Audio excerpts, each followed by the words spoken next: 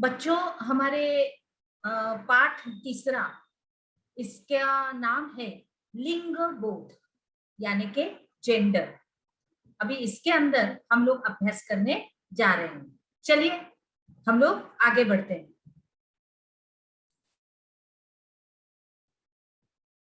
अभी यहाँ पर हम लोग देख रहे हैं कि जेंडर का मतलब है कि लड़कियां, लड़के, यानी कि स्त्री और पुरुष। तो इसके बारे में हमें इस पाठ में पूरी जानकारी दी गई है। लड़के और लड़कियों के रूप में बड़ा होना, यानी कि लड़का या लड़की होना किसी के भी एक महत्वपूर्ण पहचान है, उसकी अस्मिता है। जैसे कोई लड़की है तो हम लोग उसको देखते कि हाँ, ये छठी कक्षा में पढ़ रही है, ये आठवीं कक्षा में पढ़ रही है, ये पढ़ाई में बहुत होशियार है। कोई कोई लड़कियां ऐसी रहती है जो खेलकूद में बहुत ही अच्छा अपना परफॉर्मेंस दिखाते हैं, अच्छा अपना प्रगति दिखाती है, अपना अच्छा यश दिखाती है। तो इस तरह से हम लोग लड़के और लड़कियां को हम लोग पहचानते हैं।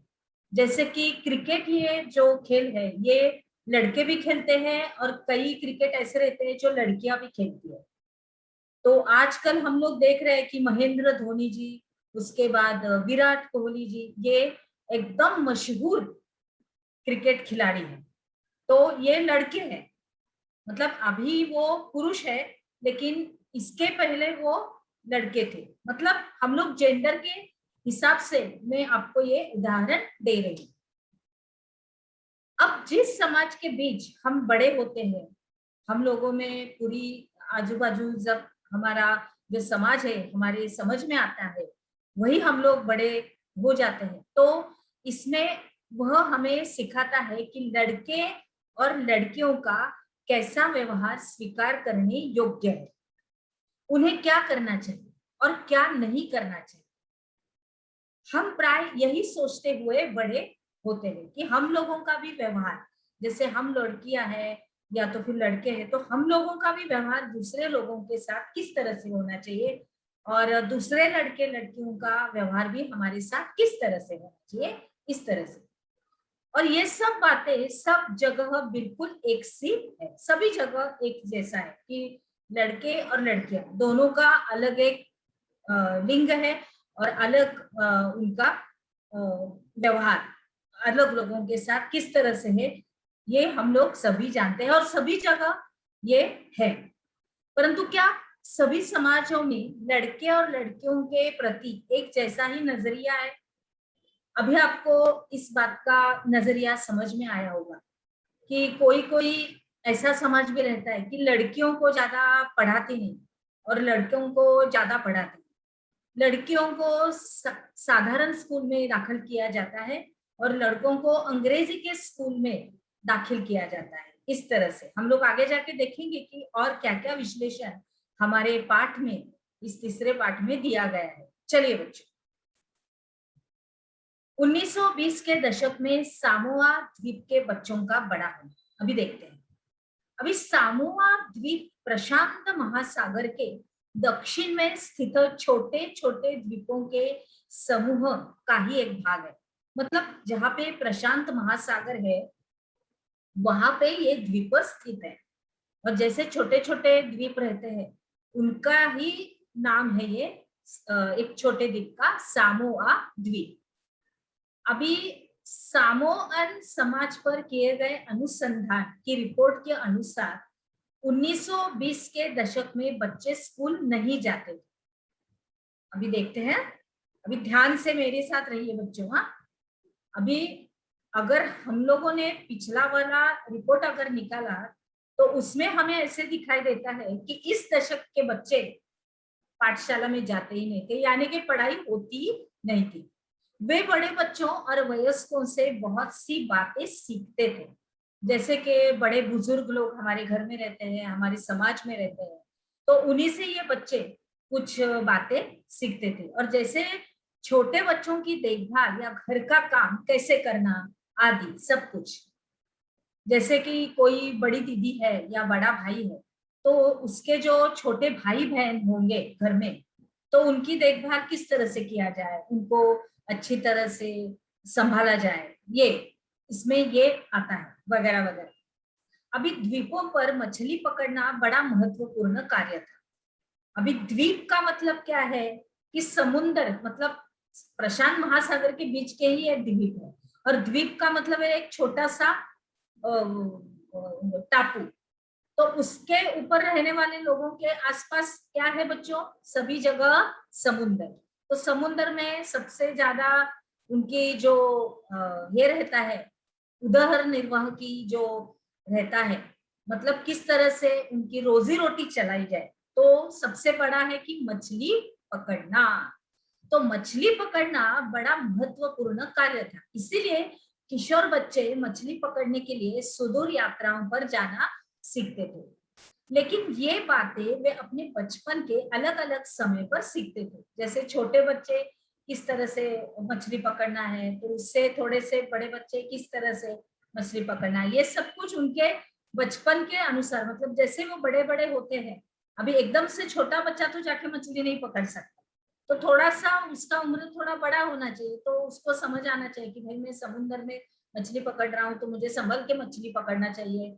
उसके बाद उसको तैरना आना चाहिए, अगर गलती से अगर वो समुद्र में गिर गया तो ये सब कुछ बातें सीखने के लिए वो अपने बचपन में अलग अलग उनके समय पर ये सब कुछ सीखते थे। आगे बढ़ते हैं।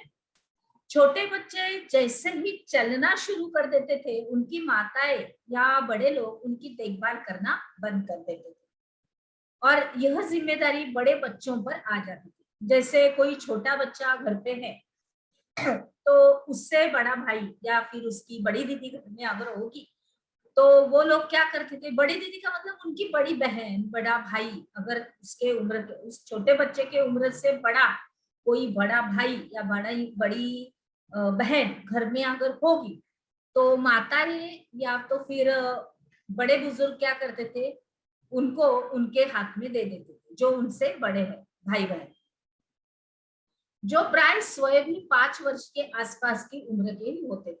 अभी वो भी बच्चे जिसके जो छोटे बच्चे इन बच्चों को हवाली कर देते थे, ये माँ अपने कुछ मम्मी लोग उनके घर के या तो फिर दूसरे लोग, तो वो जिसके हवाले करते थे वो भी कोई बड़े बच्चे नहीं थे, वो भी खुद 5 साल के ही बच्चे थे।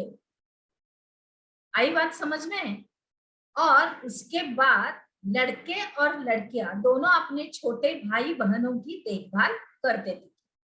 लेकिन जब कोई लड़का लगभग 9 वर्ष का हो जाता था, वह बड़े लड़कों के समूह में सम्मिलित हो जाता था। जैसे 9 साल का हो जाता था, कौन? लड़की नहीं, लड़का।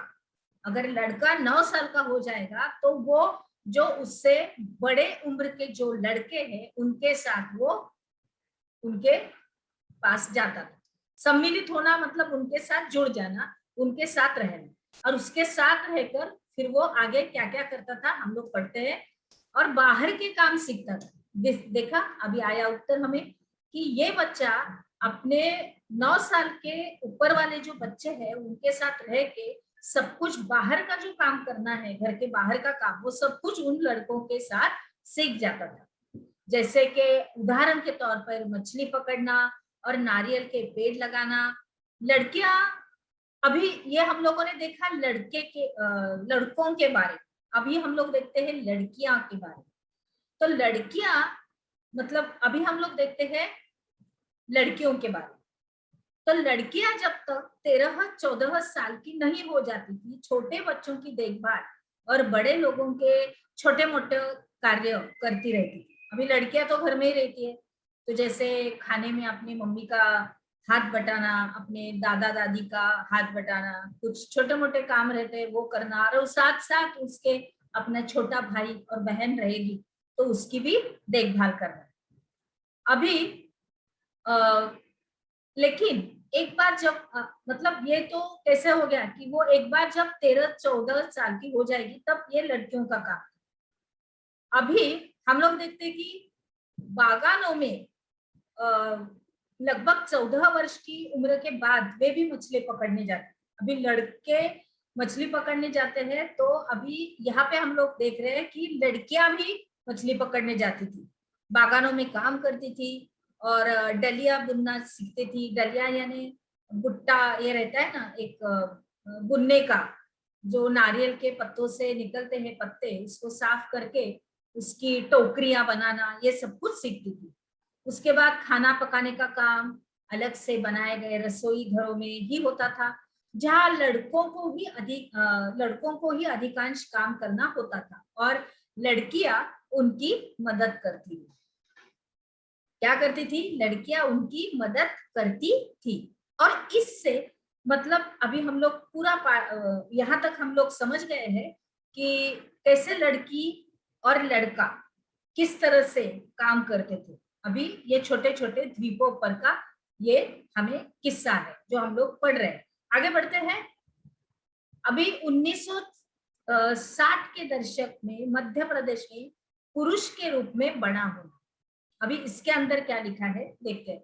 अभी तक हमने क्या पढ़ा? 1920 की बात पढ़ी। अभी हम लोग पढ़ रहे हैं 1960 की। अब हम लोग बात पढ़ रहे हैं 1960 के दशक में।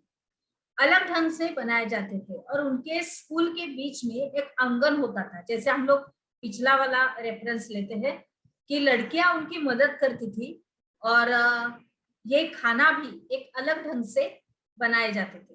उनके स्कूल के बीच में एक आंगन होता था जहां वे बाहरी दुनिया से बिल्कुल अलग रहकर स्कूल की सुरक्षा में खेलती थी। कौन? लड़कियां। और लड़कों के स्कूल में ऐसा कोई आंगन नहीं होता था। मतलब अभी हम लोग जो देख रहे हैं हमारे प्रकल्प में जो दिखाया गया है वो ऐसा है कि लड़कियों के स्कूल में एक बीच में आंगन होता था जहां वे बाहरी दुनिया से बिल्कुल अलग रहकर स्कूल की सुरक्षा में खेलती थी। और लड़कों के स्कूल में ऐसा कोई आंगन नहीं होता था, बल्कि उनके खेलने का मैदान बस एक बड़ा सा खुला स्थान था जो स्कूल से एकदम पास में लगा हुआ था।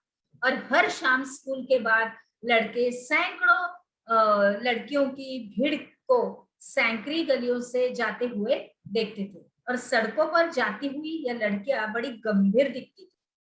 यह बात लड़कों से अलग थी। मतलब लड़कियां हमेशा गंभीर रहती थी, मतलब शांत एकदम रहना, जो सड़कों को अनेक कामों के लिए उपयोग करते थे। जैसे यूं ही खड़े खड़े खाली समय बिताने के लिए, दौड़ने और खेलने के लिए और साइकिल चलाने के कस्बों को आजमाने के लिए। मतलब ये सब कुछ किस लिए इस्तेमाल किया जाता था? यह बात बिल्कुल लड़कों से अलग थी कि लड़कियों का अलग जो स्कूल में एक आंगन था उस वहां पे वो खेलती रहती थी और लड़कियां बहुत गंभीर दिखती थी। और जो सड़कों और उनके कामों के लिए उपयोग करते थे, जैसे यूं ही उनका समय अगर खाली बिताने के लिए है तो दौड़ने खेलने के लिए और साइकिल चलाने के लिए और साइकिल के कर्तव्यों को आजमाने के लिए। अब लड़कियों के लिए सीधे घर पहुंचना एक माध्यम था। लड़कियों के लिए गली सीधे घर पहुंचाने का एक माध्यम थी, मतलब उनकी गली। और लड़कियां हमेशा समूहों में ही जाती थी। शायद उनके मन में ये डर रहता था कि कोई उन्हें छेड़ न दे या उन पर हमला न करे। इसके लिए मतलब किस तरह से ये लड़के पुरुष के रूप में 1960 में बड़े हुए और लड़कियों का कैसे अलग, ये सब कुछ माहौल इधर दिया हुआ है जो हमारे पाठ्य पुस्तक में है। आगे बढ़ते हैं।